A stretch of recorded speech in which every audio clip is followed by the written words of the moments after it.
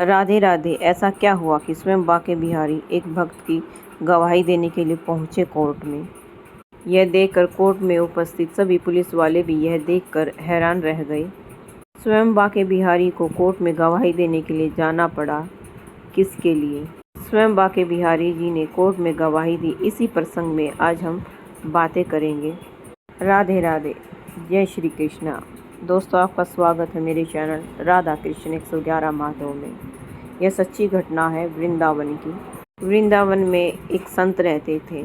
सब जन वृंदावन के उन्हें जज साहब कहकर पुकारा करते थे। एक बार वह संत वृंदावन की गलियों से जा रहा था तो एक व्यक्ति ने देखा कि उस संत को सब जज साहब कहकर बुला रहे हैं। तो जब उस व्यक्ति ने दूसरे संत से पूछा कि बाबा, हर कोई इस महात्मा को जज साहब क्यों कहकर पुकारता है? महात्मा जी ने उस व्यक्ति को बताया कि यह महात्मा संत बनने से पहले एक जिला के जज हुआ करते थे। यह संत एक लोक अदालत में जज थे। कोर्ट में बैठकर लोगों का न्याय किया करते थे। आज से 20 साल पहले की बात है कि जिस कोर्ट में यह संत जी जज हुआ करते थे उस गांव में एक भोला भाला व्यक्ति था। भोले भाले व्यक्ति का नाम दीनानाथ था। दीनानाथ बांके बिहारी जी का बहुत ही सच्चा भक्त था। उस व्यक्ति की बांके बिहारी जी में बहुत आस्था थी। कोई घटना हो जाती या कोई काम ऐसा हो जाता तो कोई भी व्यक्ति उससे पूछता कि भोला भैया यह कैसे हुआ। बोलता था कि भैया मुझे नहीं पता, जो जाने वह बिहारी जी जाने। कभी कोई व्यक्ति उलझन में पड़ जाता तो उनसे पूछते कि भोले भैया क्या करना चाहिए। बोलता था कि भैया मुझे नहीं मालूम, ये तो बिहारी जी ही जाने। कहने का तात्पर्य यह था कि कहीं भी कोई बात हो जाती या कोई प्रश्न चिन्ह लग जाता, दीनानाथ जी का एक ही जवाब होता कि भैया मुझे नहीं पता, बाकी बिहारी जाने।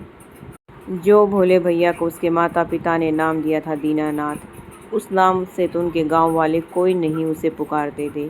उसके भोलेपन के कारण पूरे गांव में उसे भोला भैया के नाम से जानते थे और भोला के नाम से ही उसे पुकारते थे। भोला बांके बिहारी जी का एक सच्चा भक्त था। वो हर रोज़ बांके बिहारी के मंदिर जाते और बांके बिहारी जी की सेवा करते थे। दिन की बात है कि भोले भैया की पत्नी ने कहा, पिया जी, हमारी बिटिया शानी हो चुकी है, उसकी अवस्था विवाह योग्य हो गई है। भोले जी की पत्नी बोली कि हमारी बिटिया का कोई अच्छा सा घर और वर देखकर इसकी शादी करवा दो। दीनानाथ जी बोले, हो जाएगी प्रिय, तुम क्यों चिंता करती हो। ऐसे वचनों को सुनकर उनकी पत्नी बोली, चिंता की तो बात है जी। बोली, घर में तो एक दमड़ी भी नहीं है और बिना पैसों के बिटिया की शादी कैसे होगी। भोला जी अपनी पत्नी से बोलने लगा, हे प्रिय, तुम क्यों चिंता करती हो, बिहारी जी चाहेंगे तो सब कुछ अच्छे से हो जाएगा। इतना कहकर दीनानाथ जी बांके बिहारी जी के मंदिर में चले गए।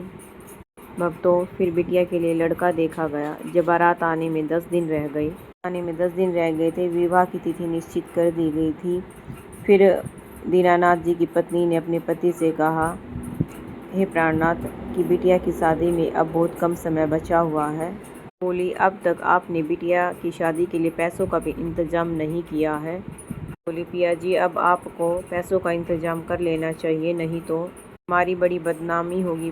पत्नी की बात सुनकर दीनानाथ जी अपने गांव का जो साहूकार था उसकी घर की तरफ चल दिए। साहूकार के घर पहुंचकर दीनानाथ जी ने साहूकार को प्रणाम किया।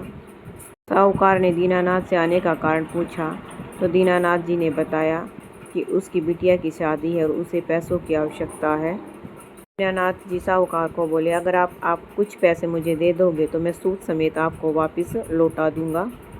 साहूकार ने दीनानाथ को पैसे दिए। जिस दिन वे पैसे दिए उनके दिन तारीख अपनी बही खाते में चढ़ा दिए। साहूकार से पैसे लेकर अपनी जेब में रखकर अपने घर की तरफ दीनानाथ जी चल दिए। घर पहुंचकर अपनी पत्नी को वो सारे पैसे दे दिए और फिर वहां से अपने घर से सीधे बांके बिहारी की मंदिर चले गए और बांके बिहारी की सेवा करने लगे। तो वह दिन भी आ गया जिस दिन दीनानाथ की बेटी की शादी होनी थी। दीनानाथ जी ने बड़े धूमधाम से अपनी बिटिया की शादी की, अच्छी तरह से दान दहेज देकर अपने घर से विदा किया। दीनानाथ की बिटिया की शादी हो गई और वह अपने ससुराल चली गई। तब दीनानाथ ने अपने दोनों बेटों को बुलाया। बोला कि बेटा, बाके बिहारी जी की कृपा से तुम्हारी बहन की शादी बड़े धूमधाम से हो गई है कि तुम अब बड़े हो गए, अपनी जिम्मेवारी समझते हुए तुम्हें भी अपना कोई काम धंधा पकड़ लेना चाहिए।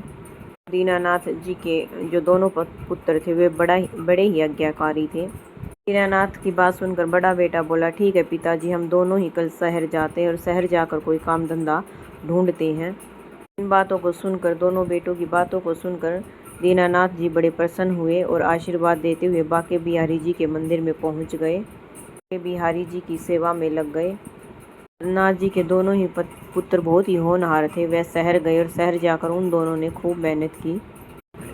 करीब 6 महीने के बाद दीनानाथ के दोनों पुत्र अपने घर लौट आए।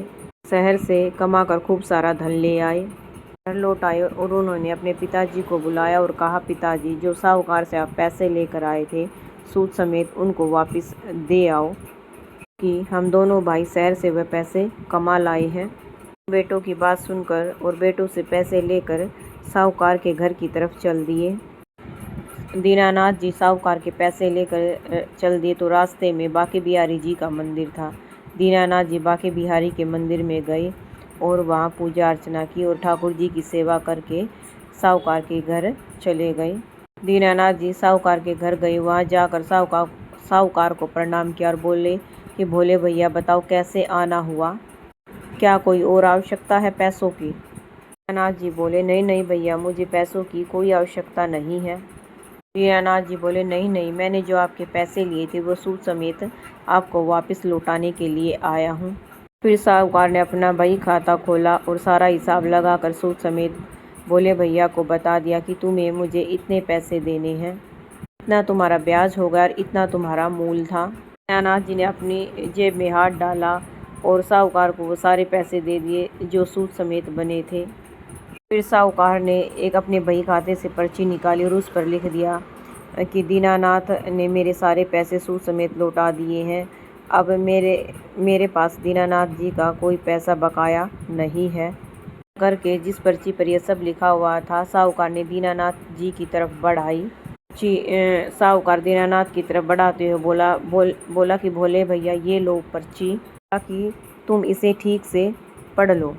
नाथ ने हाथ जोड़ते हुए कहा कि ठीक है भैया साहूकार जी, जो आपने लिखा होगा ठीक ही लिखा होगा, मुझे आप पर भरोसा है। बोला कि मुझे तो पढ़ना लिखना नहीं आता है और मुझे आप पर पूर्ण विश्वास है। साहूकार ने दीनानाथ के ऐसे वचनों को सुना तो उसके मन में लालच आ गया। सोचा कि इस भोले को तो पढ़ना लिखना आता नहीं, क्यों ना मैं इसको एक फर्जी पर्ची बना कर दे देता हूँ। दीनानाथ से मैं दोबारा पैसा वसूल करता हूँ। साहूकार ने क्या किया, जो पहली पर्ची बनाई थी उसे तो अपने बही खाते में रख दिया और दूसरी पर्ची तैयार की और उस पर्ची पर पेंसिल से आड़ी तिरछी लाइनें बना दी। वह पर्ची बना दी और उस पर्ची को देते हुए बोला कि लो भोले भैया। दीनानाथ बहुत भोले भाले व्यक्ति थे, उसने वह पर्ची अपनी जेब में रख ली और साहूकार से बोले, अच्छा साहूकार जी, अब मुझे आज्ञा दो, मेरे बाके बिहारी जी मेरी प्रतीक्षा कर रहे होंगे। करके दीनानाथ जी साहूकार के घर से निकले और बाके बिहारी जी के मंदिर में पहुंच गए। दीनानाथ जी बाके बिहारी के मंदिर में पहुंचकर वह पर्ची बाके बिहारी जी की चरणों में रखी और फिर बाके बिहारी जी की सेवा में लग गए। भक्तों, कुछ दिनों के बाद साहूकार ने एक व्यक्ति दीनानाथ जी के घर भेजा। कुछ समय के बाद साहूकार ने एक व्यक्ति को दीनानाथ जी के घर पैसे लेने के लिए भेजा तो उनके घर वालों ने दीनानाथ से पूछा, क्या पिताजी, जो पैसे हमने कर्ज के साहूकार को लौटाने के लिए दिए थे, क्या आपने वे लौटाए नहीं? तो ऐसे वचनों को सुनकर दीनानाथ अपने पुत्रों के ऐसे वचन को सुनकर दीनानाथ जी कहने लगे। दीनानाथ जी बोले, नहीं नहीं बेटा, मैं तो साहूकार का सूद समेत सारा हिसाब कर आया था, लेकिन उस साहूकार ने मुझे एक पर्ची भी दी थी। दीनानाथ के बेटे बोले कि क्या पता पिताजी, साहूकार से कोई गलती हो गई होगी, आप उनके घर जाना, कहना कि मैंने तो आपका पूरा हिसाब कर दिया है। बोलना कि मैंने आपका हिसाब कर दिया तो आपने उगाही के लिए अपना आदमी हमारे घर क्यों भेजा? भक्तों, फिर से दीनानाथ जी साहूकार के घर पहुंच गए कि महाजन, मैंने तो आपकी पाई पाई का हिसाब कर दिया था, फिर आपने अपना आदमी उगाही के लिए मेरे घर क्यों भेजा? साहूकार के मन में तो पहले से ही लालच भरा हुआ था। भोले भाले दीनानाथ से मुझे तो फिर से पैसे लेने हैं। ये वशीभूत होकर महाजन बोला, नहीं नहीं भोले भैया, आपने मुझे अभी पैसे नहीं दिए हैं। भोले भैया बोले, नहीं नहीं, साहूकार, आप याद कीजिए, आपने सूद समेत पैसे ले लिए थे और उसके बदले में आपने मुझे एक पर्ची भी दी थी। महाजन दीनानाथ जी पे क्रोधित हो गए हैं कि आप बुजुर्ग हो गए हैं, आपकी बुद्धि क्षीण हो गई है, इसलिए आपको याद नहीं है, आपने मुझे कोई पैसा नहीं लौटाया है। वो पैसे आपने और किसी को दिए होंगे, आप सोच रहे हैं कि ये पैसे भोला भैया तुमने मुझे दिए हैं। साहूकार दीनानाथ को बोला कि अपने दिमाग पर जोर डालिए और 2 दिन में मेरे पैसे मेरे घर आ जाने चाहिए। साहूकार दीनानाथ को बोले, या तो तुम मेरे पैसे समय से पहुंचा देना, नहीं तो कोर्ट में मैं तुम्हारे खिलाफ केस कर दूंगा। ऐसे कटु वचनों को सुनकर दीनानाथ जी बोले, भैया जो आपको करना है वह करो, मैंने आपका सारा पैसा सूद समेत लौटा दिया है, अब मैं एक पाई भी तुमको नहीं दूंगा। कहकर दीनानाथ जी साहूकार के घर से लौट आए। मंदिर में बैठकर बाके बिहारी जी का भजन करने लगे। साहूकार कोर्ट में गया और उसने दीनानाथ जी के खिलाफ कोर्ट में केस कर दिया। कोर्ट में केस कर दिया तो दीनानाथ जी के खिलाफ एक समन आया जिसमें लिखा हुआ था ताकि अमुक अमुक तारीख को तुम्हें कोर्ट में हाजिर होना है, जहां आपको ये बताना है कि साहूकार के पैसे आप क्यों नहीं लौटा रहे हैं। क्यों वह दिन भी आया जिस दिन उस केस की तारीख थी। और साहूकार दोनों ही कोर्ट पहुंच गए। जज साहब बैठे हुए थे। जब अर्दनी ने पुकारा दीनानाथ जी हाजिर हो, तब दीनानाथ जी कटघरे में जाकर खड़े हो गए। साहब ने दीनानाथ से पूछा, क्यों दीनानाथ भाई, तुम इनके पैसे क्यों नहीं लौटा रहे? तो दीनानाथ जी बोले, मैंने महाजन का पाई पाई का हिसाब सूद समेत कर दिया था, आ कारण ही क्यों मुझ पर यह दोष लगा रहे हैं। साहब ने पूछा, दीनानाथ जी जब आपने साहूकार के पैसे दिए थे तो आपने कोई सबूत लिया था? दीनानाथ बोले, जी जज साहब, जब मैंने साहूकार के पैसे लौटाए थे तो इन्होंने मुझे एक पर्ची दी थी। बोले, कहाँ है वह पर्ची? क्या तुम उस पर्ची को मुझे दिखा सकते हो? पर्ची दीनानाथ जी ने अपनी जेब से निकाली जो साहूकार ने बनाकर दीनानाथ को दी थी और जज साहब को दिखा दी। पर्ची देखकर जज साहब बोले, इस पर्ची में तो ऐसा कुछ नहीं लिखा है कि जिससे पता लगे कि तुमने साहूकार के पैसे लौटा दिए। भक्तों, जज की यह बात सुनकर दीनानाथ जी रोने लग जाते हैं। रोते रोते बोलते हैं, जज साहब, इस साहूकार ने जो मुझे पर्ची दी थी वो मैंने आपको दिखा दी। दीनानाथ जी बोले, इससे आगे मैं कुछ नहीं जानता। जज साहब बोले कि दीनानाथ जी रो मत। जज साहब दीनानाथ को ये बोले कि जब तुमने साहूकार को पैसे दिए तो वहाँ कोई तीसरा व्यक्ति मौजूद था? दीनानाथ जी साहूकार की बात सुनकर बोले, हाँ जज साहब, हम दोनों के अलावा वहाँ तीसरा बाके बिहारी जी थे। मुझे पैसे देते हुए बिहारी जी ने देखा था। साहब ने ये सोचा कि जब दीनानाथ ने पैसे दिए होंगे तो बाके बिहारी नाम का कोई व्यक्ति वहाँ मौजूद होगा। जज को क्या पता था, जब दीनानाथ जी बाके बिहारी जी का नाम ले रहे थे वो तो बाके बिहारी तीनों लोगों के मालिक हैं। जज साहब ने बाके बिहारी के नाम से वारंट निकाला और अपने सिपाहियों को कहा कि दीनानाथ जी के गांव जाओ और बाके बिहारी नाम के व्यक्ति का वारंट देकर आओ। इतना कहकर जज साहब ने दीनानाथ और साहूकार को भी घर भेज दिया। जज साहब ने कहा, और इसके बाद 3 दिन बाद तुम दोनों को कोर्ट में आना है। दूसरे दिन वह सिपाही बाके बिहारी का वारंट लेकर दीनानाथ जी के गांव पहुंच गया। सिपाही को बाके बिहारी के नाम के व्यक्ति को ढूंढते ढूंढते सुबह से शाम हो गया था।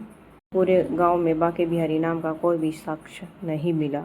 जब सिपाही बाके बिहारी नाम के व्यक्ति को ढूंढते ढूंढते गांव से बाहर आ गया, तभी उसे एक बच्चा दिखाई दिया।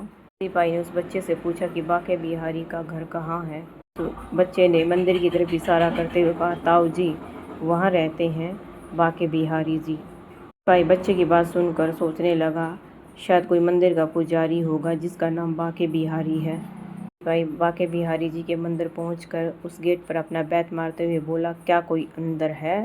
देखकर बाके बिहारी का पुजारी बाहर आया और हाथ जोड़ते हुए बोला, क्या है साहब, क्या बात है, आप किसको ढूंढ रहे हो? सिपाही की बात सुनकर मंदिर का पुजारी बोला, क्या बात है साहब?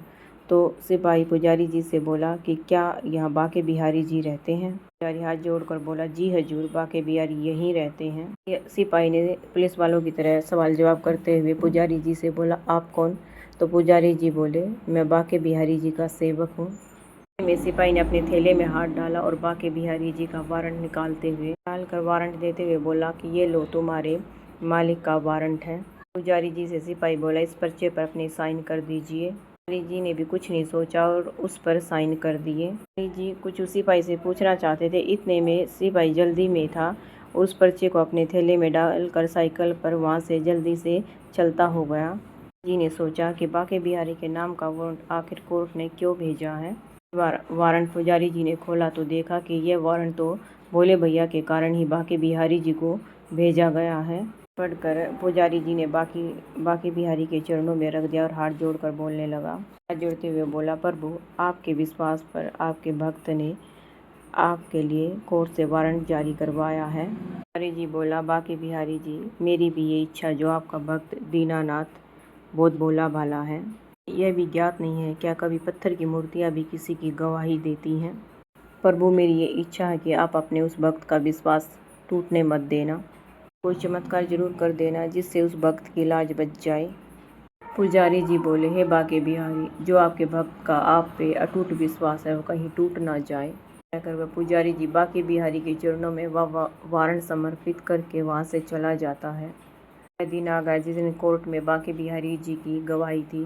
पुजारी जी ने बाके बिहारी जी को स्नान करवाया। उस दिन उस पुजारी जी ने बाके बिहारी के चरणों में बहुत सारे वस्त्र रख दिए और बोला, हे बाके बिहारी जी आपकी जो इच्छा वो वस्त्र पहनकर आपके जो भोले भाले भक्त हैं उसकी गवाही देने जरूर कोर्ट जाना। ऐसा कहकर वह पुजारी मंदिर से बाहर चला गया। कोर्ट जाने का समय हुआ तो वह दीनानाथ सबसे पहले बाके बिहारी जी के मंदिर गया। काम करते हुए बोला, हे बाके बिहारी जी आपको तो पता है कि मैंने उस साहूकार के सारे पैसे सूद समेत लौटा दिए। तो पता है अब मुझ पर वो झूठा आरोप लगा रहा है। अदालत में वह मुझे बेईमान साबित करवाना चाहता है। बाके बिहारी जी से बोले कि आप कोर्ट जरूर आना और जज साहब को जो सच है वह आप बता देना। कर दीनानाथ जी बाके बिहारी जी की मूर्ति को प्रणाम करके कोर्ट की तरफ चल देता है। कुछ समय पश्चात वह कोर्ट में पहुंच जाता है। दीनानाथ कोर्ट पहुंचे। वहां जज की कुर्सी पर जज बैठा और कार्रवाई शुरू हुई और दीनानाथ जी से जज साहब ने पूछा कि तुम्हारे गवाह बाके बिहारी कहाँ हैं। दीनानाथ जी बोले, हुजूर वे आते होंगे। जज ने अपने अर्दली से कहा। साहब बोले कि बाके बिहारी को बुलाओ। तो अर्दली ने आवाज़ लगाई कि बाके बिहारी हाजिर हो। एक बार अर्दली ने फिर आवाज़ लगाई कि बाके बिहारी हाजिर हो। तीसरी बार जब आवाज़ लगाई बाके बिहारी, इतने कहते ही पीछे से आवाज़ आई, जज साहब मैं हाजिर हूँ। बाके बिहारी ने आवाज़ लगाई कि मैं हाजिर हूँ। तो साहूकार ने सोचा जब दीनानाथ ने मुझे पैसे दिए थे तो कोई तीसरा व्यक्ति वहाँ हाजिर नहीं था, यह बुढ़ा कहाँ से आ गया। जज साहब ने पीछे दृष्टि दौड़ाई तो उसने देखा कि एक बुजुर्ग आदमी कोर्ट की तरफ आ रहा है। कपड़े फटे हुए, सिर पर साफा बंधा हुआ है, रुद्राक्ष की माला है और चेहरे पर अलग ही चमक और विलक्षण है। मुस्कुराते हुए कोर्ट की तरफ चला आ रहा है। जो जज ने अपने जीवन काल में बहुत से व्यक्तियों को देखा था, एक से एक अच्छे व्यक्तियों से भी मिला था, लेकिन जो तेज उस बुजुर्ग व्यक्ति के चेहरे पर था, उनके चेहरे पर दिख रहा था, ऐसा विलक्षण वाला व्यक्ति उसने जज साहब ने आज तक नहीं देखा था। बुजुर्ग व्यक्ति कटघरे में आ खड़ा हुआ तो जज साहब ने पूछा, क्या तुम्हारा ही नाम बाके बिहारी है। तो बाके बिहारी बोला, जज साहब मेरा नाम ही बाके बिहारी है। साहब ने उस बुजुर्ग आदमी से दूसरा सवाल किया, जब क्या दीनानाथ ने साहूकार को पैसे लौटाए थे तुम वहीं मौजूद थे। तो वह बुजुर्ग आदमी बोला, जी जज साहब मैं वहीं मौजूद था। दीनानाथ ने साहूकार को सूद समेत सारे पैसे मेरे सामने ही दिए थे। बातों को साहूकार ने सुना तो साहूकार बोला, जज साहब यह बूढ़ा व्यक्ति झूठ बोल रहा है। बोले, ऑर्डर। बोले कि साहूकार जब आपको बोलने का मौका दिया जाए तभी बोले, बीच में ना बोले। बोले बीच में बोलकर जज कोर्ट की कार्यवाही में व्यवधान ना डाले। बात सुनकर साहूकार शांत होकर खड़ा हो गया। साहब ने बाके बिहारी की तरफ देखते हुए कहा, बाके बिहारी जी आपने बताया कि जब दीनानाथ ने साहूकार को पैसे दिए तो आप वहां मौजूद थे। के सामने ही दीनानाथ ने साहूकार के सूद समेत पैसे लौटाए। इस बात का तुम्हारे पास कोई सबूत है। उन्होंने पूछा, क्या तुम्हारे पास कोई सबूत है। तो बाके बिहारी जी बोले, जी जज साहब मेरे पास सबूत है। साहूकार जहाँ बैठते हैं बाई तरफ एक अलमारी है, में 3 दराज है और बीच वाले दराज में एक लाल रंग का बही खाता है। देखिए 44 नंबर पेज पर एक पर्ची है जिस पर लिखा है, पर्ची में लिखा कि उक्त दिनांक को दीनानाथ ने सूद समेत मेरे सारे पैसे लौटा दिए हैं। दीनानाथ की तरफ मेरा कोई भी पैसा बकाया नहीं है। आपने साहूकार से पूछा, क्या तुम्हारे घर ऐसी कोई अलमारी है। तो साहूकार बोला, जी जज साहब मेरे घर में एक ऐसी अलमारी है। साहब ने साहूकार से वह चाबी मांगी और एक सिपाही को पुलिस वाले को चाबी देते हुए कहा। सिपाही को बोला, तुम इनके घर जाओ, जो ये बाके बिहारी कह रहा है क्या वह सत्य है। इस बुजुर्ग व्यक्ति के कहे अनुसार अगर उस अलमारी में कोई बही खाता हो तो तुम उस बही खाते को जल्दी लेकर कोर्ट चले आना। आदेश पाते ही वह पुलिस वाला उस साहूकार के घर चला जाता है, खाते को ले आता है और जज साहब को दे देता है। वही खाते को जज साहब ने खोला तो उसने देखा कि उस 44 नंबर पेज पर एक पर्ची निकल आती है जो उस समय दीनानाथ ने पैसे लौटाए थे। साहूकार ने वह पर्ची बनाई थी दीनानाथ के लिए। साहूकार को ये पता चला था कि दीनानाथ को पढ़ना लिखना नहीं आता है, तो वह पर्ची अपने बही खाते में रख दी थी। पर्ची बनाकर साहूकार ने दीनानाथ जी को दे दी थी। जज ने वह पर्ची पढ़ी तो वह पूरा मामला समझ गया। साहूकार झूठ बोल रहा है। साहूकार बोला कि तुमने दीनानाथ पर झूठा इल्जाम क्यों लगाया। साहूकार हाथ जोड़कर जज साहब से माफ़ी मांगने लगा। सब कुछ जज को बता दिया। जज साहब ने अपने सिपाही को आदेश दिया। हमने बोला कि साहूकार को गिरफ्तार कर लो और इसे जेल में डाल दो। दीनानाथ जी को बाइज्जत बरी कर दो। साहब ने बाके बिहारी जी को जैसे ही मुड़कर कटे गहरे की तरफ मुड़कर देखा, वहाँ से बाके बिहारी जी गायब हो चुके थे। मैंने दीनानाथ जी से पूछा कि बाके बिहारी जी कहाँ गए। जी बोले, हुजूर उनको बहुत से काम रहते हैं, उनके बहुत सारे मंदिर हैं, उन्हें सबको देखना पड़ता है, इसलिए वे चले गए। तो जज साहब बोले कोई बात नहीं दीनानाथ, अब तुम भी अपने घर जा सकते हो। साहब ने अदालत की कार्रवाई समाप्त की। हमने उस सिपाही को बुलाया जो वारंट लेकर बाके बिहारी जी के घर गया था। बोला सिपाही से, भाई मुझे उस बुजुर्ग बाके बिहारी जी से मिलने की इच्छा है। बोला साहब अब क्या रह गया, आप उस बुजुर्ग व्यक्ति से मिलना चाहते हो। कि भाई अब मुझे मेरे हाथ से कोई पाप होने से बच गया तो मैं उस बेकसूर दीनानाथ को सबूतों के अभाव में सजा दे देता। उस बुजुर्ग ने आकर मुझे यह पाप करने से बचा लिया, इसलिए उस बुजुर्ग व्यक्ति को मिलकर मैं धन्यवाद देना चाहता हूँ। तो यह वजह है उनसे मिलने की। और दूसरी वजह, मैंने उस बुजुर्ग बाके बिहारी को देखा तो मेरा मन विचलित है। ये बात सुनकर सिपाही बोला कि साहब बात तो आप सही कह रहे हैं, मैंने बहुत से गवाहों को देखा है, लेकिन आज जो गवाह नहीं आया था, आज तक ऐसा गवाह मैंने अपने पूरी उम्र में नहीं देखा। आप सिपाही को बोले अब ज़्यादा विलम्ब मत कर, मुझे उस बुजुर्ग बाके बिहारी के पास ले चल। भक्तों वह सिपाही और जज साहब वहाँ चल दिए जहाँ बाके बिहारी का मंदिर था। दोनों मंदिर पहुँचे और मंदिर में प्रवेश किया। जज और सिपाही दोनों ही हैरान रह गए, देखकर हैरान रह गए। जो बुजुर्ग व्यक्ति आज कोर्ट में गवाही देने आया था और जो मंदिर में मूर्ति है, उन दोनों की छवि एक समान थी। जज साहब यह देखकर हैरत में पड़ गए। जज साहब ने सिपाही से पूछा कि तुमने वारंट किसको दिया था। बोला मैंने तो इनका वारंट इनके नौकर को दिया था। जब मैंने इनके नौकर से पूछा कि तुम कौन हो, तो इनके नौकर ने बोला कि मैं बाके बिहारी जी का सेवक हूँ। साहब ने सिपाही से कहा अब कहाँ होंगे वो बाके बिहारी जी के सेवक। जज साहब को बोले कि हुजूर आप यहीं बैठिए, अब मैं उनके सेवक को यहीं बुलाकर देख कर लाता हूँ। ऐसा कहकर भक्तों वह सिपाही मंदिर परिसर के अंदर चला गया, पुजारी जी को ढूंढने लगा। समय के बाद वह पुजारी सिपाही के साथ जज साहब के सम्मुख था। जज साहब ने पुजारी से पूछा कि तुम बाके बिहारी के कौन हो। तो पुजारी जी ने हाथ जोड़ते कहा साहब मैं तो बाके बिहारी जी का सेवक हूँ। जज साहब बोले कहाँ है तुम्हारा मालिक, मैं उनसे मिलना चाहता हूँ। पुजारी ने बाके बिहारी जी की मूर्ति की तरफ इशारा करते हुए कहा हुजूर आपके सामने ही तो है। पुजारी जी जज साहब को बोले जो आप सामने जो मूर्ति देख रहे हैं यही हमारे कृष्ण बाके बिहारी जी हैं। बोले यही है हमारे आराध्य श्री बाके बिहारी जी। जब भक्तों पुजारी जी के ऐसे वचनों को जज ने सुना तो जज सब कुछ समझ चुका था। उनको यह समझते हुए वक्त न लगा कि आज अदालत में साक्षात भगवान श्री कृष्ण अपने भक्त की गवाही देने के लिए आए थे। ऐसा सुनते ही उस जज साहब ने सब कुछ छोड़ा और वृंदावन धाम की सीध लगा ली। इस प्रकार वह बाके बिहारी जी का स्मरण करते हुए वृंदावन की गलियों में घूमते रहते हैं। इस प्रकार भक्तों आपने देखा किस प्रकार एक कोर्ट का जज बाके बिहारी की भक्ति में सब कुछ त्याग कर वृंदावन की गलियों में बाके बिहारी का नाम लेते हुए उनका स्मरण करते हुए भक्ति करते हुए रहते थे। आपको अगर वीडियो अच्छी लगी हो तो वीडियो को लाइक करें, कमेंट करें, वीडियो को शेयर करें। राधा रानी की कृपा आप सब भक्तों पर बनी रहे। राधे राधे।